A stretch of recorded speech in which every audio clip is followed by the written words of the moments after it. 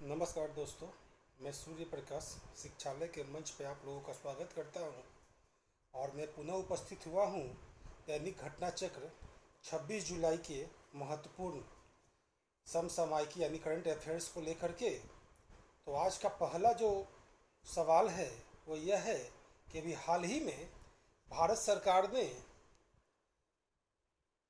6 P-8 लड़ाकू विमान खरीदने की किस देश के साथ प्रक्रिया शुरू किया है।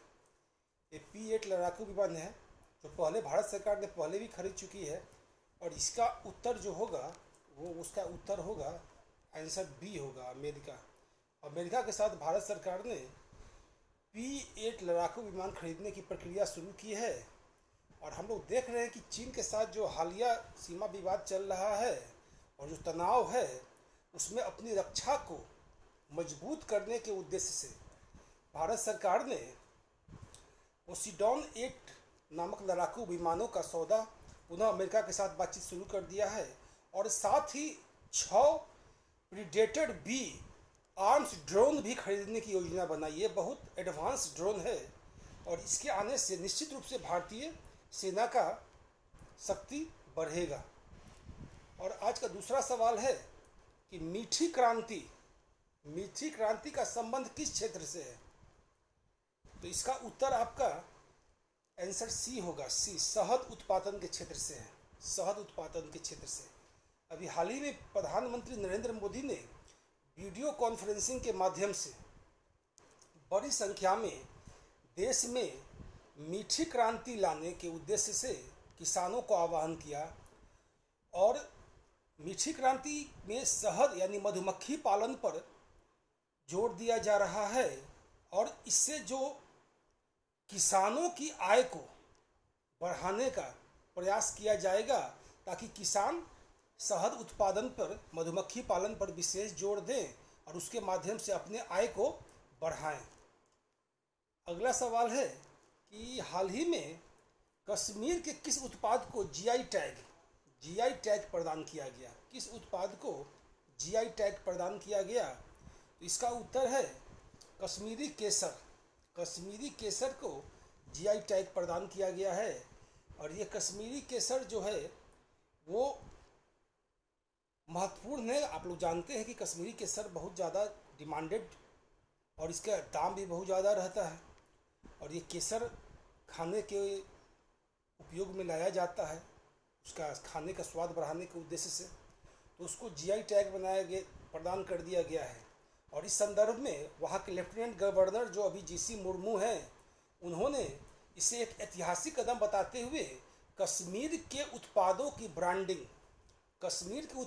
ब्रांडिंग के लिए एक ऐतिहासिक कदम है और कश्मीर का उत्पादों को अंतर्राष्ट्रीय मंच पर ले जाने का उनका एक प्रयास है और उनको जीआई टैग दिया गया। आज का अगला सवाल है कि IPL 13 जो इस साल आयोजित होने वाला है 2020 में, वो कहाँ खेला जाएगा। महत्वपूर्ण सवाल, कहाँ खेला जाएगा। तो इसका उत्तर है कि ये UAE संयुक्त अरब अमीरात में IPL का 13वां सीजन खेला जाएगा और ये 19 सितंबर 2020 से शुरू होगा। 19 सितंबर 2020 से UAE में शुरू होगा और UAE के 3 शहर दुबई, शारजाह और अबू धाबी में इसके मैचों का आयोजन किया जाएगा। अगला सवाल है कि भारत के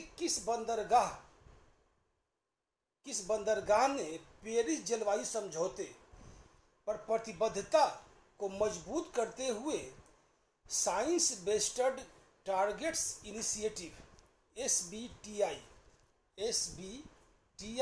पर हस्ताक्षर किया है ना। ये पर्यावरण को प्रदूषण से रोकने से संबंधित ये हस्ताक्षर किया गया है और इसका उत्तर होगा कि अहमदाबाद बंदरगाह ने इस पर अपना हस्ताक्षर किया है और SBIT के जरिए जो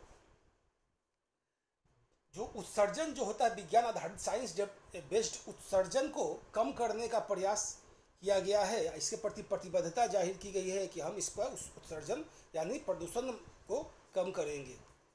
अगला सवाल है कि IPL 2020 के सबसे महंगे विदेशी खिलाड़ी कौन हैं। किसकी सबसे बड़ी बोली लगी किस खिलाड़ी पर? तो इसका उत्तर है पैट कमिंग्स। पैट कमिंग्स सबसे महंगे खिलाड़ी बने हैं। ऑस्ट्रेलिया के ऑलराउंडर है पैट कमिंग्स, जिसको कोलकाता नाइट राइडर्स ने कोलकाता नाइट 15.5 करोड़ रुपए में 15.5 करोड़ रुपए में खरीदा है। इस साल के आईपीएल के सबसे महंगे विदेशी खिलाड़ी हैं ये पैट कमिंग्स। अगला सवाल है कि चौथा खेलो इंडिया यूथ गेम्स का आयोजन कहाँ किया जाएगा? तो चौथा खेलो इंडिया यूथ गेम्स का आयोजन वर्ष 2021 में किया जाएगा। आप लोग जानते हैं कि इस साल भी यूथ गेम्स का आयोजन करना था, लेकिन कोरोना वायरस संक्रमण के कारण इसका आयोजन नहीं हो पाया। तो अब ये खेलो इंडिया यूथ गेम्स का आयोजन वर्ष 2021 में होगा और ये हरियाणा में किया जाएगा। हरियाणा के पंचकुला में इसका अगला खेलो इंडिया यूथ गेम्स का आयोजन। और ये कब किया जाएगा? तो टोक्यो ओलंपिक के बाद। अगले वर्ष टोक्यो ओलंपिक भी होना है, तो उसके बाद इसका आयोजन किया जाएगा। इसकी घोषणा हरियाणा के मुख्यमंत्री मनोहर लाल खट्टर और केंद्रीय खेल मंत्री किरण रिजिजू ने की है। किरण रिजिजू और मनोहर लाल खट्टर ने एक ज्वाइंट प्रेस कॉन्फ्रेंस में इसकी घोषणा की कि अगला खेलो इंडिया यूथ गेम्स हरियाणा के पंचकुला में खेला जाएगा। अब अगला सवाल है कि हाल ही में किस देश की सरकार ने, देखिए बहुत महत्वपूर्ण है, किस देश की सरकार ने पंजाब 2020 रेफरेंडम की मान्यता देने से इनकार कर दिया? अब ये पंजाब 2020 यानी 2020 रेफरेंडम है क्या, इसके बारे में थोड़ा जानकारी प्राप्त कर लिए। पहले हम लोग इसका आंसर जान लेते हैं। इसका आंसर है ए, कनाडा। कनाडा ने पंजाब 2020 पंजाब 2020 रेफरेंडम को मान्यता देने से इनकार कर दिया। और इसका देखिए ये क्या है कि कनाडा की सरकार इसे इसलिए मान्यता देने से इनकार किया क्योंकि ये उत्तरी अमेरिकी क्षेत्र में कुछ सिख अलगाववादी समूह सक्रिय हैं। सिख अलगाववादी समूह सक्रिय हैं और वे भारत के अंदर अलग खालिस्तान की मांग कर रहे हैं। इसी संदर्भ में पंजाब 2020 रेफरेंडम की कनाडा में स्थापित करने की मांग वहाँ की सरकार से की गई थी, लेकिन भारत की कूटनीतिक विजय इसको माना जाएगा कि जब कनाडा सरकार ने इस तरह का किसी प्रकार का अनुमति देने से इनकार कर दिया। ये भारत के लिए महत्वपूर्ण उपलब्धि है। नेक्स्ट सवाल है, अगला सवाल कि डोबरा चांठी सस्पेंशन पुल का निर्माण किस झील पर किया जा रहा है? ये देश का सबसे बड़ा सस्पेंशन पुल है और इसका निर्माण टिहरी झील पर किया जा रहा है। इसका संभावना है कि सितंबर में इसका उद्घाटन प्रधानमंत्री करेंगे और इस सस्पेंशन पुल की लंबाई 725 मीटर है। ये देश का सबसे लंबा सस्पेंशन पुल है, सबसे लंबा सस्पेंशन पुल है और इसका उद्घाटन सितंबर माह में प्रधानमंत्री द्वारा किए जाने की संभावना है। अगला सवाल है कि बोल्सोनारो किस देश के राष्ट्रपति हैं जो कि पिछले सप्ताह कोरोना पॉजिटिव हो गए थे और उनकी रिपोर्ट अब निगेटिव आ गई है? ये बोल्सोनारो जो हैं ये ब्राज़ील के राष्ट्रपति हैं। ब्राज़ील के राष्ट्रपति है, महत्वपूर्ण है। ब्राज़ील दक्षिण अमेरिका का एक महत्वपूर्ण देश है और ब्रिक्स का सदस्य भी है। तो उसके राष्ट्रपति कोरोना पॉजिटिव हो गए थे विगत कुछ दिनों से। अब इनकी चौथी जो रिपोर्ट आई वो निगेटिव आई है। तो ये महत्वपूर्ण है उनके राष्ट्रपति के लिए।